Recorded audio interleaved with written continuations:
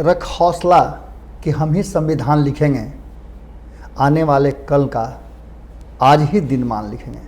नमस्कार, बहुत बहुत स्वागत है आपका बहुत ज़रूरी है में। बहुत ज़रूरी है आपके सामने तब आता है जब बिहार में राजनीतिक घटनाक्रम या फिर आपसे जुड़ी हुई बातें आपको पहुंचानी होती है। बिहार में राजनीतिक घटनाक्रम जितना तेज़ी से बदल रहा है उसकी चर्चा तो हम आपसे कर ही रहे हैं, लेकिन बहस क्यों ज़रूरी है? बहस इसलिए ज़रूरी है कि क्या इंसानियत से बड़ा राजनीति हो सकता है? क्या इंसानियत के ऊपर संकट पर, कोरोना के दौरान वैश्विक महामारी पर राजनीति को ज़्यादा तरजीह दी जा सकती है?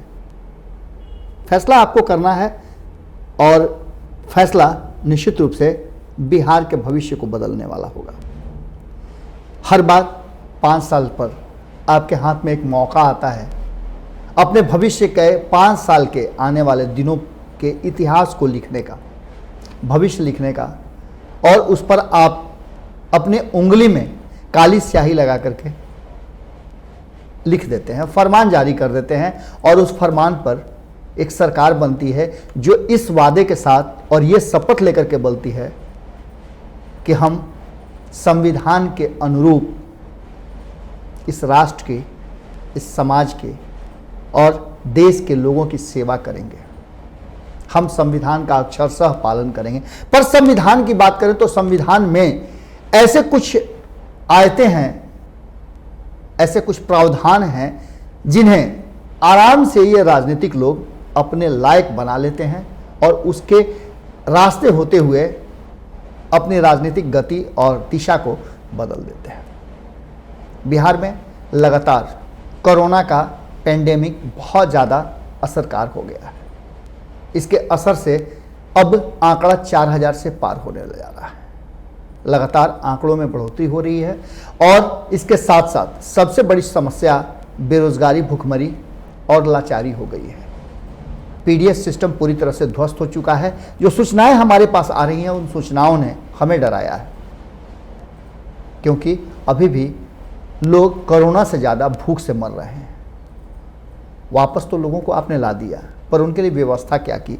व्यवस्था करने से पहले आप राजनीतिक लड़ाइयाँ लड़ने लगे और एक दूसरे को सत्ता से हटाने और सत्ता पर बैठने की जुगत शुरू कर चुके हैं। ऐसी स्थिति में बहस बिल्कुल ज़रूरी है। इन सबके बीच लालू प्रसाद की धमाकेदार एंट्री बिहार की राजनीति में पूरी तरह से चर्चा का विषय बना हुआ है। आपको पता होगा कि लालू प्रसाद बिहार की राजनीति में, चाहे वो सदैह रहें या न रहें, चर्चा का विषय जरूर बने हुए हैं। और खास करके अगर सत्ता की बात करें तो सत्ता के लोगों के लिए वो हमेशा सपने की तरह उनका पीछा नहीं छोड़ते और ना परछाई की तरह वो अपने से अलग कर सकते हैं। आपने जब भी देखा होगा कि कोई चर्चा होती है, चाहे वो अपने आप को कोई सुशासन बाबू ही क्यों न कहे, इस दुनिया का सबसे बड़ा सिकंदर ही क्यों न कहे, पर बिहार आते ही, बिहार की चर्चा शुरू होते ही उसके नाम के पीछे, उसके साया के साथ लालू प्रसाद जरूर जुड़े हुए थे। लालू को अलग नहीं कर पाते हैं लोग। कारण है कि बिना लालू को बताए अच्छाई हो या बुराई हो, दोनों की चर्चा के बिना बिहार की राजनीति पूरा नहीं होती है। लालू की शैली, लालू का अंदाज, और यही उनके विरोधियों के लिए सबसे बड़ा हथियार भी है और मारक यंत्र भी है।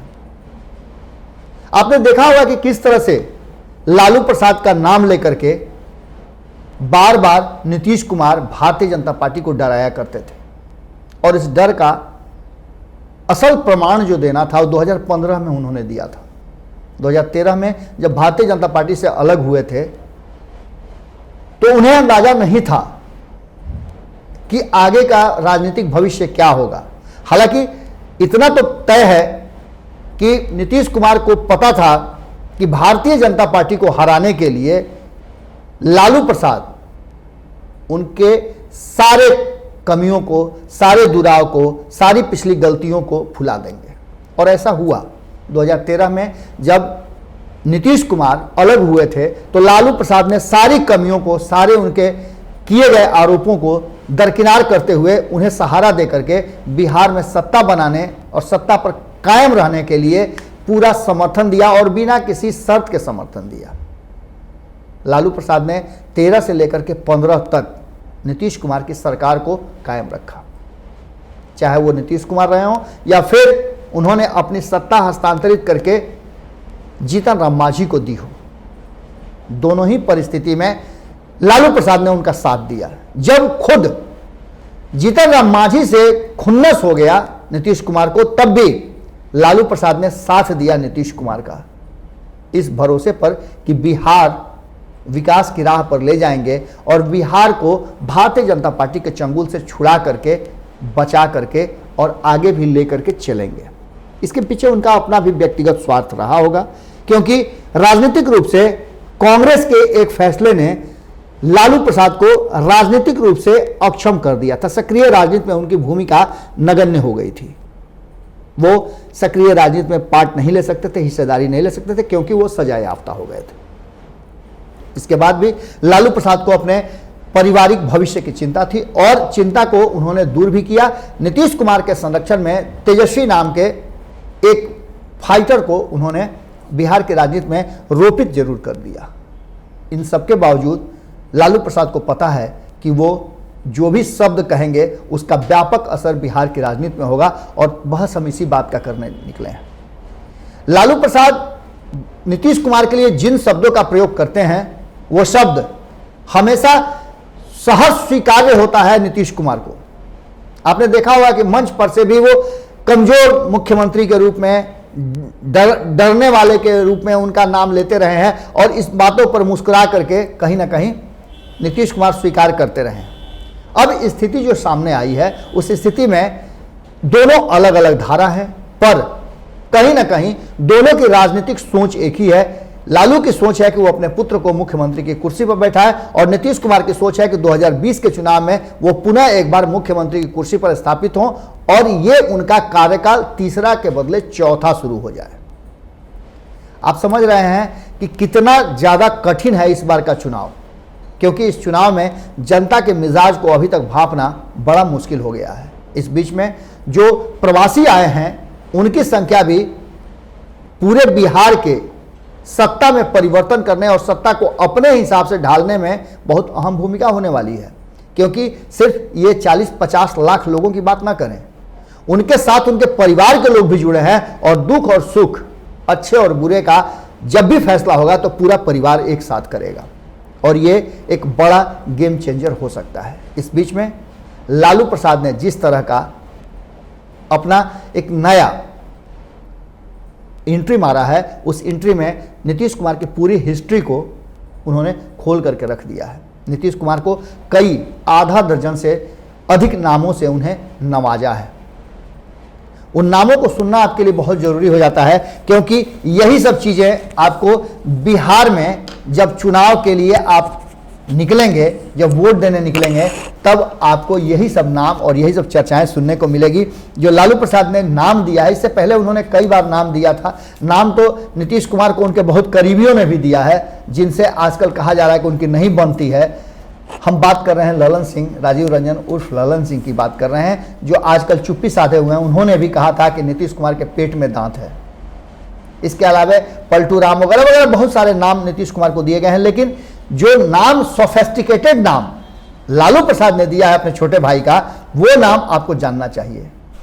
आपने नहीं सुना है तो आप सुन लीजिए कि उन्होंने जो आधा 1.5 दर्जन के आसपास जो नाम दिए हैं, उसमें छल बल राज का नाम दिया है कि नीतीश जो राज करते हैं उसको छल बल राज कहा जाता है, दलदल राज कहा जा रहा है, अनर्गल राज, निष्फल राज, वात्सल राज, विफल राज, अमंगल राज, कोलाहल राज, हलाहल राज, अकुशल राज, अरियल राज, मरियल राज, घायल राज, इलीगल राज, अनैतिक राज, बंडल राज, दुशासन राज और विश्वासघाती राज। इसके साथ उन्होंने यह भी लिखा है कि इस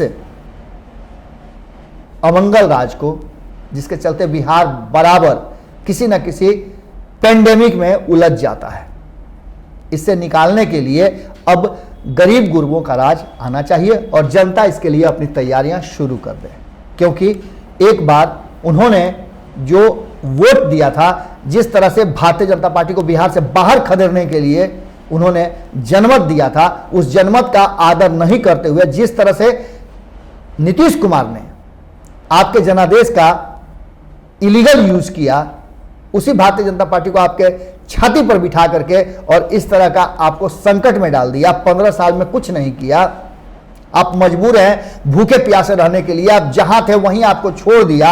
आप जिस फैक्ट्री में काम करते थे उस फैक्ट्री मालिकों तक से बात नहीं किया कि आपको तनख्वाह वेतन दिया जाए। उन्होंने यह भी नहीं किया कि आपको 2 वक्त की रोटी तक दे। और ऐसी सरकार, ऐसे नेता को, ऐसे मुख्यमंत्री को बने रहने का कोई अधिकार नहीं है।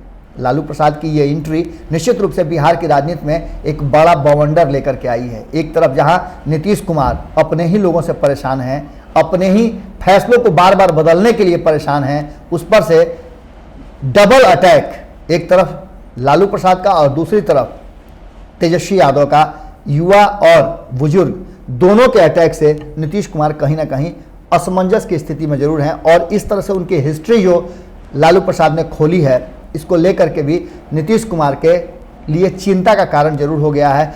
पार्टी के भीतर भी कहा जा रहा है कि अब उनके संकट बढ़ने लगे हैं। साथ ही जिस तरह का व्यवहार भारतीय जनता पार्टी और एलजेपी कर रही है, उसने भी नीतीश कुमार के कान खड़े कर दिए हैं। आने वाला 2020 का जो चुनाव होगा वो नीतीश कुमार के लिए बहुत आसान नहीं होने जा रहा है। अगर लालू की सक्रियता इसी तरह से रही और कहीं वो सदैव वापस आ गए तो निश्चित रूप से नीतीश कुमार के लिए बहुत मुश्किल होगी, क्योंकि लालू का आना और नीतीश का जाना, इसे राजनीतिक विचारक, सोच वाले लोग और हम जैसे लोग जो राजनीति को बहुत नज़दीक से देखते हैं, वो इस बात के लिए हमेशा चिंतन कर रहे हैं और इस बात से इनकार नहीं कर सकते कि लालू अगर सदैह आ जाते हैं तो नीतीश कुमार पर बड़ा भारी पड़ेगा 2020 का चुनाव। क्योंकि भारतीय जनता पार्टी को जितना मजबूती और मन से उनके साथ जुड़े होना चाहिए वो दिखाई नहीं दे रहा है। खुद नीतीश कुमार भी कहीं ना कहीं भारतीय जनता पार्टी के साथ उतना ज़्यादा मजबूती के साथ खुद को टाइट बंधन में नहीं जोड़ पा रहे हैं। बहस इसलिए ज़रूरी है कि बहस के रास्ते से ही वो रास्ता निकलता है जिस रास्ते को कहा जाता है सुशासन, विकास और सुरक्षा। आपको चाहिए रोजगार, सुरक्षा और भरोसा। उस भरोसे को कौन देगा, आने वाला वक्त तय करेगा, आपका वोट तय करेगा। लेकिन इस भरोसे को बनाए रखना, कायम रखना आपकी मजबूती और आपके इरादे पर निर्भर करता है। बहस जरूर कीजिएगा और अगर आपके बहस से कोई बात निकल करके सामने आती है तो कमेंट बॉक्स में जरूर लिखिएगा, क्योंकि वही हम लोगों के लिए आपका आशीर्वाद और प्यार होगा। नमस्कार। बढ़ाएं अपना कदम सक्सेस की ओर शिखर करियर इंस्टीट्यूट के साथ। शिखर करियर इंस्टीट्यूट पूर्वी भारत में एकमात्र कोचिंग संस्थान जो एक्सक्लूसिवली है मेडिकल एंट्रेंस एग्जाम के लिए।